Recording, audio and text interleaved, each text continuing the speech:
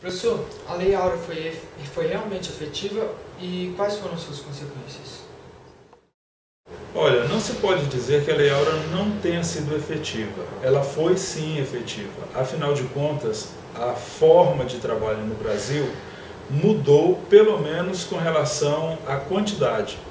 O trabalho assalariado se tornou muito mais importante, mais intenso no Brasil a partir do fim da escravidão. Agora, não podemos dizer que a Lei Áurea tenha tido como consequência a erradicação total da escravidão. Isso não aconteceu no Brasil e isso também não aconteceu no mundo todo. A escravidão da modernidade, encerrada por decreto ou encerrada de algum modo através de guerras ou de outras formas, ela não acabou com a escravidão como um todo. Até hoje no mundo ainda existem formas de escravidão sendo praticadas. Professor, qual é o seu ponto de vista em relação às cotas raciais e se elas não reforçam o preconceito no Brasil? Bem, o meu ponto de vista é favorável. Acho que as cotas raciais cumprem um papel muito importante numa sociedade que já é preconceituosa. Então, partindo desse pressuposto de que nós vivemos numa sociedade que já é preconceituosa, não se pode imaginar que ela venha reforçar o preconceito. Na verdade, ela tem colocado o preconceito em discussão de uma forma tão intensa como nunca tinha acontecido antes. Então a gente pode pensar que as cotas, por mais que não corrijam totalmente os preconceitos, pelo menos ela coloca eles em discussão de um modo como a gente não fazia antes.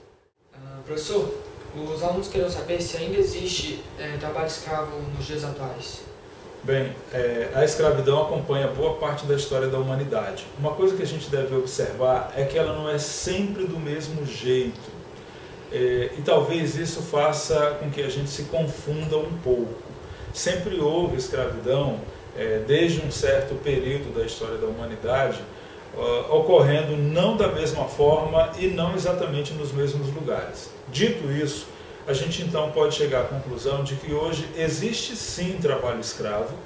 O trabalho escravo ocorre de formas muito variadas e diferente daquilo que acontecia no passado, mas não perde a característica principal da escravidão, que é a retirada da liberdade do outro, de poder escolher como trabalhar e sobre o seu direito de ir e vir. A gente pode pensar, por exemplo, que no campo existem pessoas que são obrigadas a trabalhar para pagar uma dívida que, na verdade, está relacionada com a própria alimentação delas.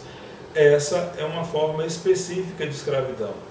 A gente pode lembrar que mesmo no Brasil existem pessoas em São Paulo e em outras grandes capitais que são confinadas ao trabalho escravo até mesmo dentro de situações que envolvem uma indústria, né?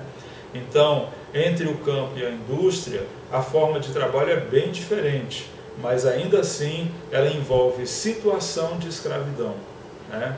E por fim, a gente também deve lembrar que alguns trabalhos domésticos beiram muito essa situação de escravidão que a gente vive no mundo ainda hoje.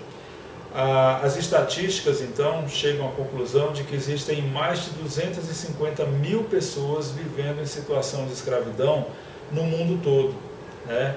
É claro que pensar nessa situação de escravidão exige antes que nós pensemos na diferença entre a escravidão de hoje e a escravidão da modernidade.